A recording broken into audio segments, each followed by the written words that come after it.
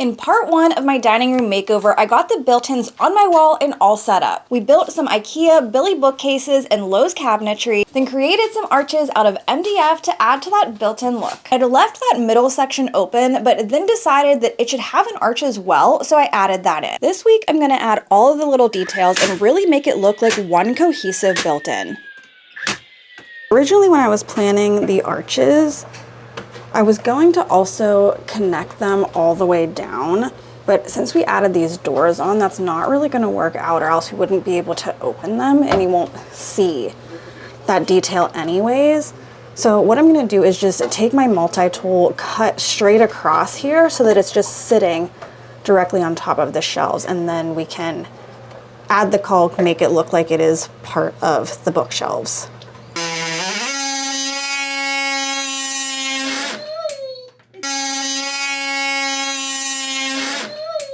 Next, I need to get the IKEA cabinets sanded down and primed and get them ready for painting. It is possible to paint IKEA laminate furniture, but you want to make sure that you have the right primer and that you give everything a scuff sand.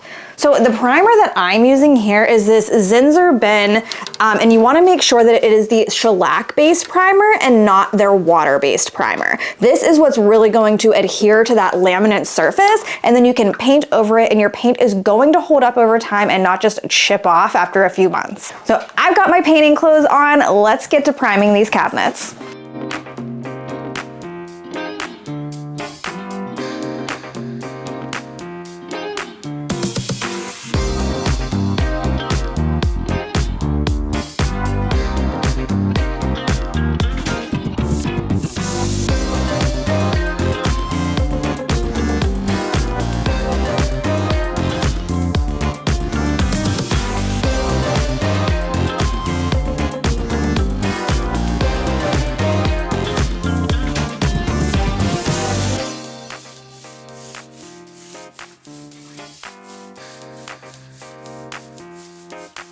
Now, before I go ahead and add that paint color, I'm gonna add all of my moldings and my trims that's really going to customize these cabinets. So I got this crown molding that we're gonna add right across the top of the arches, and it's gonna cover up that little bit of a gap that we had when we had to pull it down from that 2x4. Then I picked up some of these tiny trim pieces. I'm gonna add this little fluted detail to the center arch, and then this little slatted detail one that I'm gonna add all along the fronts of all of the shelves and then along the bottom of that IKEA shelf. Originally, I did want to put this little slatted detail underneath of the crown molding, but I just didn't quite have enough space with the crown molding up there and then where those arches start. And I didn't want to cover up the top of the arches. So instead, I'm going to repurpose these. I did already buy them. It's just going to add another detail, another customization, and it's going to bring all of these elements are going to bring the entire thing together in the end to make it look like a really high-end, stunning whiskey lounge.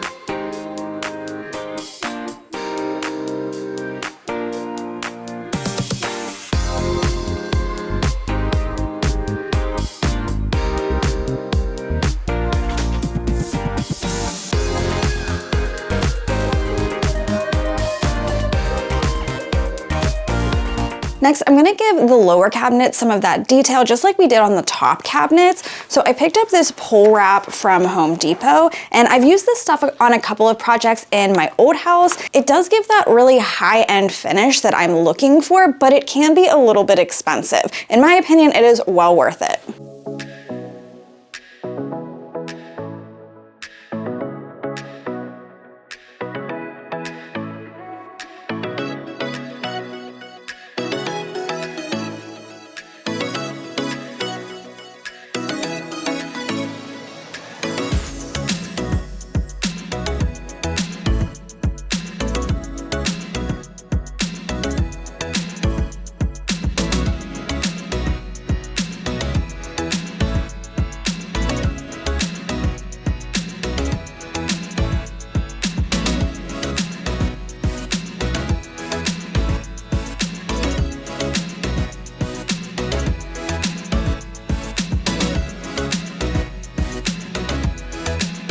Now it's time for the most tedious and time-consuming part of any build project, adding the caulk. Caulking is not necessary, but it will absolutely make your project look like it was professionally done. It'll hide your imperfections and then elevate your entire look. But again, it is tedious.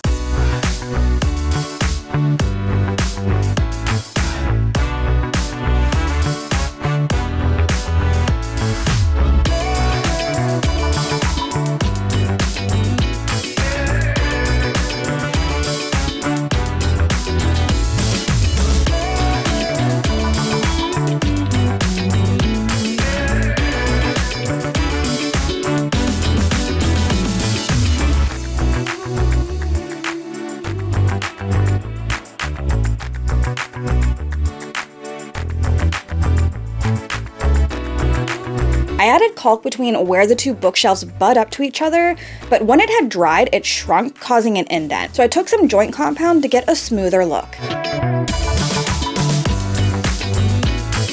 Now for the paint color, I really wanted a rich brown toned green, and I found this military bronze chalk paint from Wise Owl. But the problem with that is they only come in these pint-sized cans that cost over $20. I would have needed to buy several cans to complete this entire room, and that would have gotten pretty costly. So I took it to Home Depot and I asked them to color match the paint.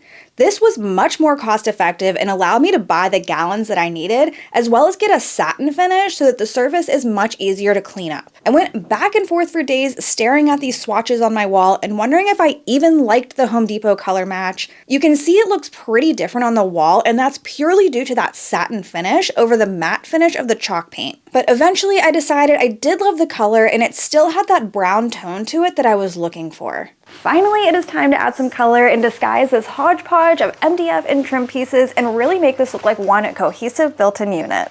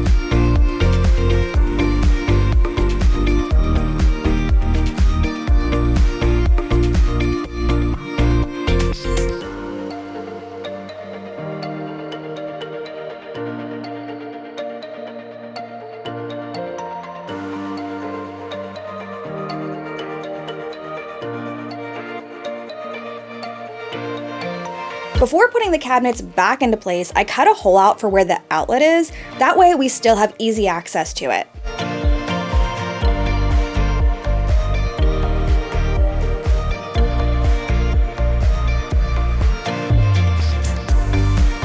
With everything painted except for the island, I moved on to getting the butcher block stained.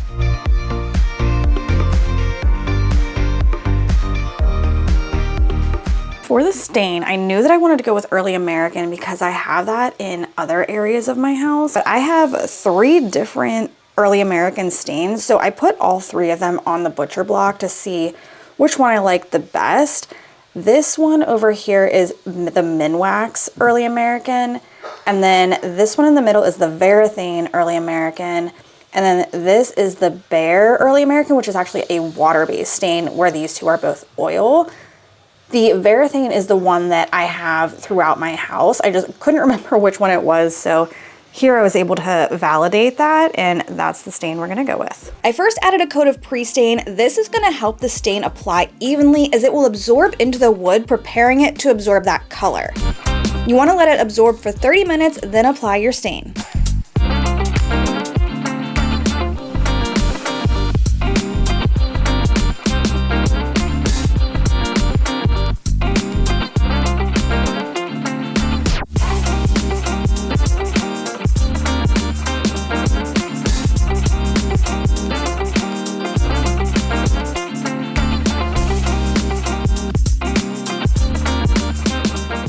while the stain is out there drying, I am gonna start adding my hardware on to the doors and the drawers. I do still need to take the island piece outside and spray this. I wanna use my paint sprayer on that one, just because of all of the intricate details with the spindle legs and everything. I don't want it to kind of look messy and sloppy. So I'm gonna take that outside, use my paint sprayer on it, and in the meantime, we'll put all of our hardware on. So I got these fun little poles for all of the cabinet doors on the bottom. And then I got this simple knob for the top, which has this really cute rib detailing on it. I hope you can see that. And that's gonna kind of mimic the lines in that we have down here, and then also both up top in that middle archway. So kind of just pulling all of these elements together.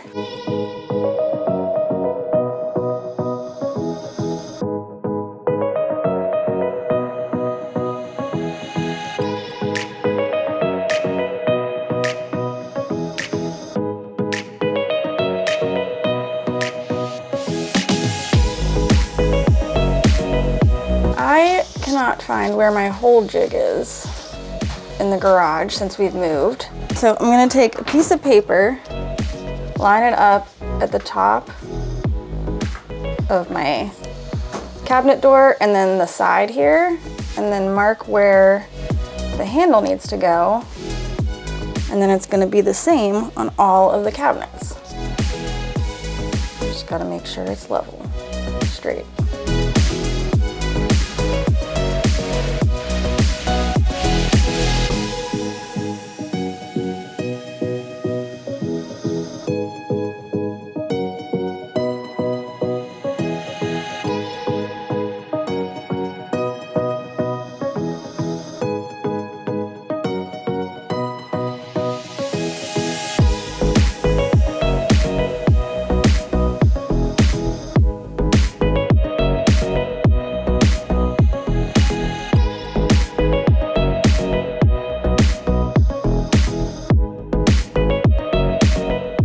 I really want to put glass doors up on both ends as well. I think it kind of looks unfinished and a little bit funny only having them on the center sections.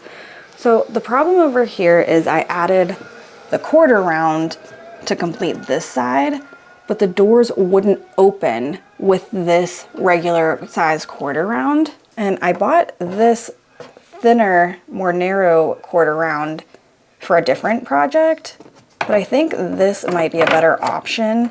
And then I'll be able to add the doors on and hopefully be able to open them, but still have this finished edge. And unfortunately, that means I'm going to have to take all of this quarter round off now.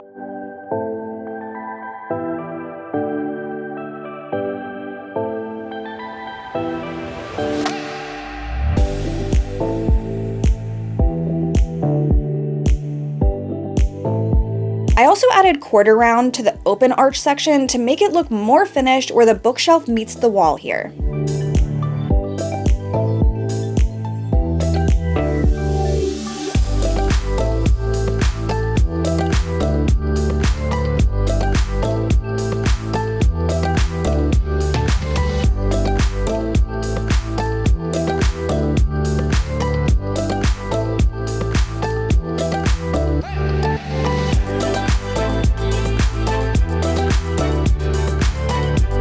Moment of truth, is it gonna close with the smaller quarter round?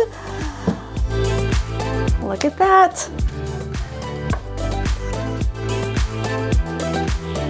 Finally, I got to painting the island section. It had been driving me crazy having a big white section in the middle of the wall. I did end up having to buy a new paint sprayer though. The one that I had wouldn't turn on when I got it out to do this project. It took a little bit of trial and error to figure out how I like the settings, but I really do like this new paint sprayer. It holds a lot of paint and is much easier to clean than my previous one. This is the Wagner Flexio 3500 HVLP sprayer from Home Depot if you're in the market for one, and I will link this down in my description box. The only downside is it's really loud, but most paint sprayers are.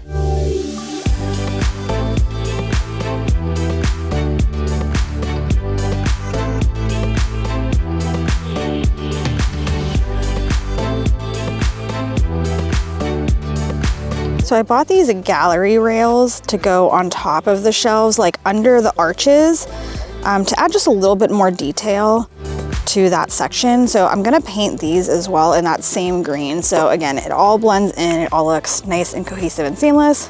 Mason is gonna help me with that painting. All right, buddy, go ahead.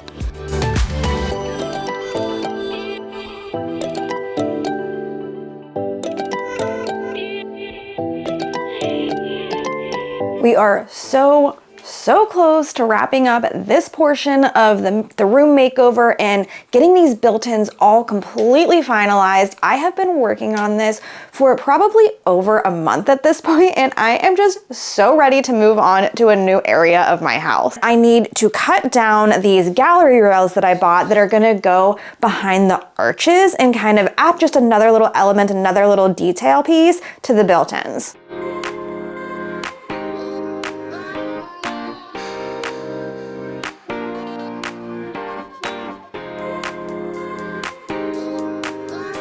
So the next thing that I'm doing is hanging up this picture light that I got off of Amazon because we're gonna have a large artwork piece in the middle here, and I haven't quite found a frame for it yet. I really want to find an authentic, vintage, like brass frame that's really gonna look beautiful in here and pull all of the details, all of the brass accents that I have all together.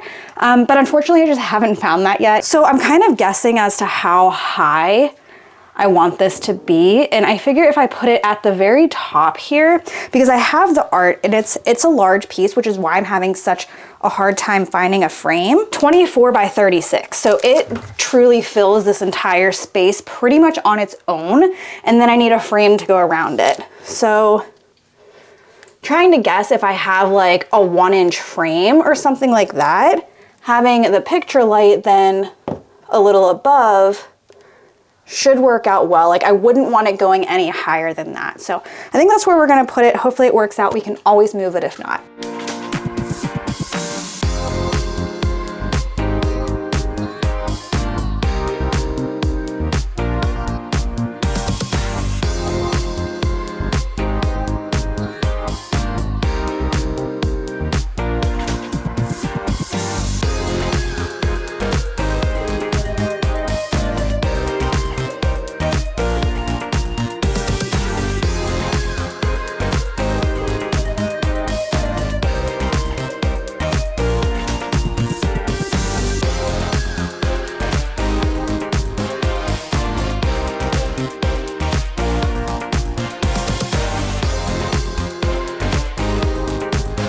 I did find these a vintage Victorian Queen ombre set of drinkware at an antique shop, and I love how unique they look with that metallic ombre top.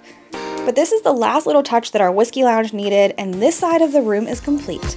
We found this artwork at an Oddities and Curiosities convention, and it has a story behind it, which I'll pop up on the screen for you. Josh and I loved the story along with the art and knew that it was the perfect piece for the middle of the wall.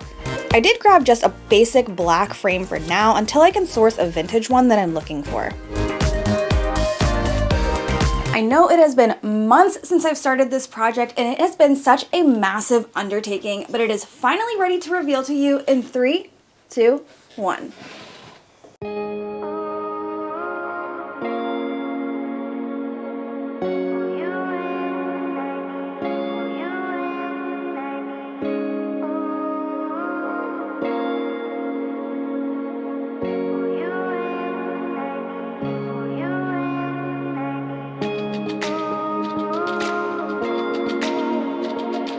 I do need to finish the second half of this room, which won't be nearly as extensive of a project as the built-ins were, but I think I'm gonna move on to a different project before coming back and wrapping this one up, since I've been working on this room for such a long time. But I'll see you in the next project real soon.